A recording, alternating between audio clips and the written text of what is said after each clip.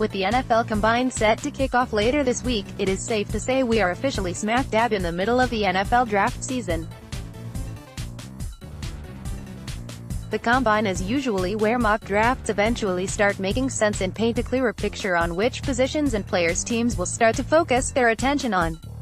One of the more popular themes in most pre-combine mock drafts have had the Los Angeles Chargers selecting a defensive tackle with their first-round selection of this year's NFL draft. The reasoning is logical. With the selection of so-and-so, the Chargers finally fortify the middle of their defensive line. Or, imagine pairing this defensive tackle prospect up with Melvin Ingram and Joey Bosa. Yay blah blah blah. I have heard this all before the last couple of years from mock draft experts.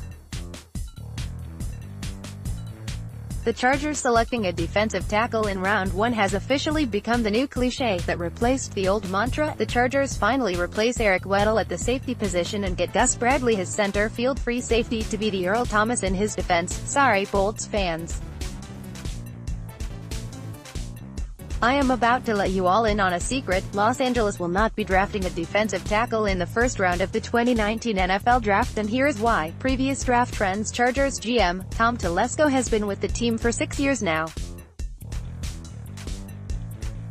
During his tenure as Los Angeles general manager, it is safe to say he has exhibited certain patterns for his first-round selections in each draft he has been a part of.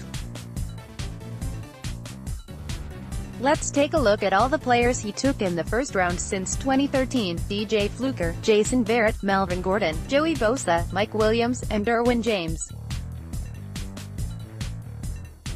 What do all of these players have in common? All of these players played positions of need for the Chargers at that time. Telesco's draft strategy in the first round tends to be drafting for need instead of best player available.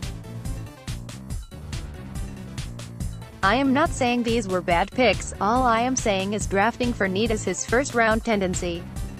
Some fans might argue about last year's selection of Derwin James and how the strong safety position was not that of need.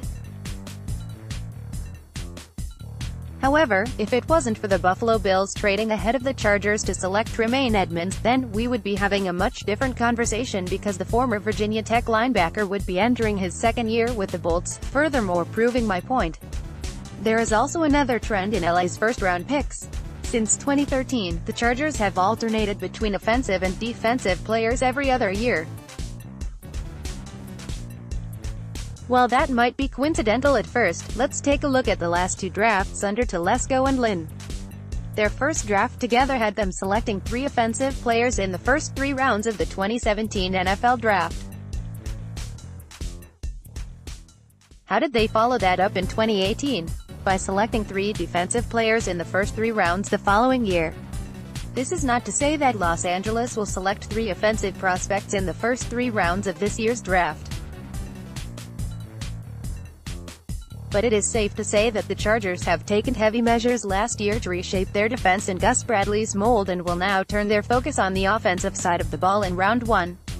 The value isn't there. Los Angeles has the 28th pick in this year's draft. Most of the penetrating, disruptive 3-technique defensive tackles that teams covet will most likely be selected prior to when the Chargers are on the clock. Now if for some magical reason an Ed Oliver, or a Christian Wilkins or even a Rashawn Gary is available when LA is ready to make their pick, then yes, Telesco and company would rush up to the podium to select one of the aforementioned players listed.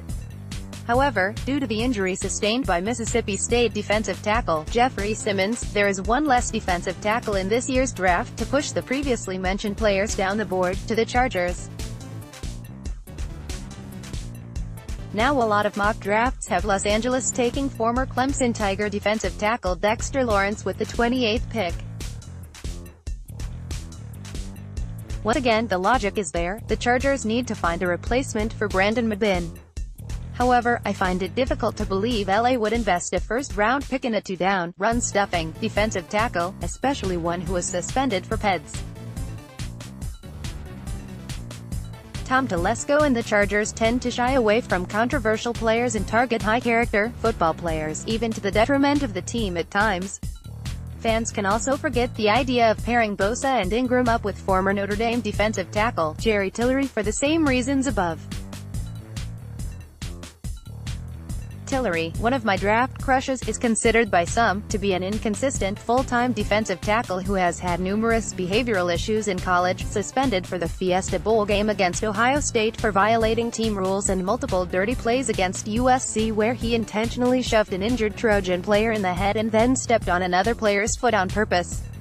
Once again, I doubt the Chargers would invest in a defensive tackle that could be limited to only first and second down who also has somewhat of a pass. Bargains to be had in free agency. The 2019 NFL Draft is deep at the interior defensive line position. That is great for teams looking to generate pressure up the middle, a trend that has spread like wildfire over the last couple of years. But do you know who that is bad for? The free agents that will be looking for a team during a time when teams will opt to draft younger, cheaper options instead of the high-priced veterans. Tom Telesco, the coupon god, will find a bunch of options to replace the giant hole the Chargers have in the middle of their defensive line. The list of interior defensive line free agents consists of Sheldon Richardson, Mohamed Wilkerson, Ndamukong Suh, Danny Shelton, and Malcolm Brown. That is also not to mention players that are on the verge of becoming cap causalities like Malik Jackson or Marcel Darius. So even though the 2019 NFL Draft is loaded with high-quality interior defensive linemen, it is free agency that will prove to be the better bargain move for the Chargers to fulfill their defensive tackle needs. Then WHO, Tom Telesco and the Chargers will be selecting a tackle with the 28th selection of this year's draft. However, that tackle will be that of an offensive nature, not a defensive one.